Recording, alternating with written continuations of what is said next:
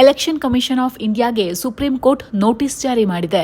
ಈಗಾಗಲೇ ಲೋಕಸಭಾ ಚುನಾವಣೆಯ ದಿನಾಂಕ ಘೋಷಣೆಯಾಗಿದ್ದು, ದೇಶದ ಉದ್ದಗಲಕ್ಕೂ ಒಟ್ಟು 7 ಹಂತದಲ್ಲಿ ದೇಶವ್ಯಾಪಿ ಚುನಾವಣೆ ನಡೆಸಲು ಚುನಾವಣೆ ಆಯೋಗ ಸಂಪೂರ್ಣ ಸಿದ್ಧತೆಯಲ್ಲಿ ತೊಡಗಿಕೊಂಡಿದೆ. ಈ ಮಧ್ಯೆ ಸುಪ್ರೀಂ ಕೋರ್ಟ್ ಇವಿಎಂ ಮತ್ತು ವಿವಿಪ್ಯಾಟ್ ಕುರಿತು ಕೇಂದ್ರ ಚುನಾವಣಾ ಆಯೋಗಕ್ಕೆ ನೋಟಿಸ್ ನೀಡಿದೆ.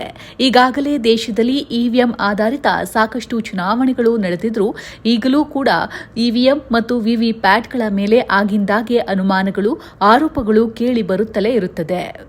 ಇದುವರೆಗೆ ವಿವಿಪ್ಯಾಟ್ಗಳಲ್ಲಿ ಬರುವ ವೋಟಿಂಗ್ ಸ್ಲಿಪ್ಗಳನ್ನು 5% ಮಾತ್ರ ಪರಿಶೀಲಿಸಲಾಗುತ್ತಿತ್ತು. ಆದರೆ ಅದನ್ನು ಸಂಪೂರ್ಣ 100% ಅಷ್ಟು ಪರೀಕ್ಷಿಸಬೇಕು.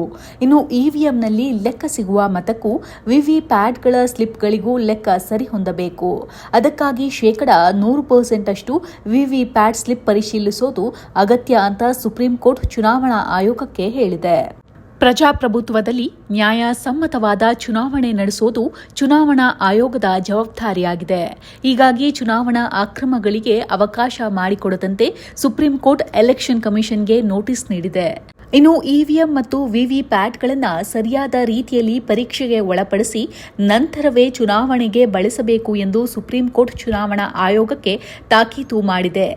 100% ಅಷ್ಟು ಕ್ಷಮತೆ ಪರೀಕ್ಷಿಸಿದ ಮೇಲೆ ಮಾತ್ರ ಇವಿಎಂ ಮತ್ತು ವಿವಿಪ್ಯಾಟ್ಗಳ ಬಳಕೆ ಮಾಡಬೇಕು ಎಂದು ಸುಪ್ರೀಂ ಕೋರ್ಟ್ ಚುನಾವಣಾ ಆಯೋಗಕ್ಕೆ ನೋಟಿಸ್ ನೀಡಿರೋದು ಬಗೆಬಗೆಯ ಚರ್ಚೆಗೆ ದಾರಿ ಮಾಡಿಕೊಟ್ಟಿದೆ. ಹೆಚ್ಚಿನ ವಿಡಿಯೋಗಳಿಗೆ ಪ್ರತಿಧ್ವನಿ ಯೂಟ್ಯೂಬ್ ಚಾನೆಲ್ ಸಬ್ಸ್ಕ್ರೈಬ್ ಮಾಡಿ, ಬೆಲ್ ಐಕಾನ್ ಕ್ಲಿಕ್ ಮಾಡಿ.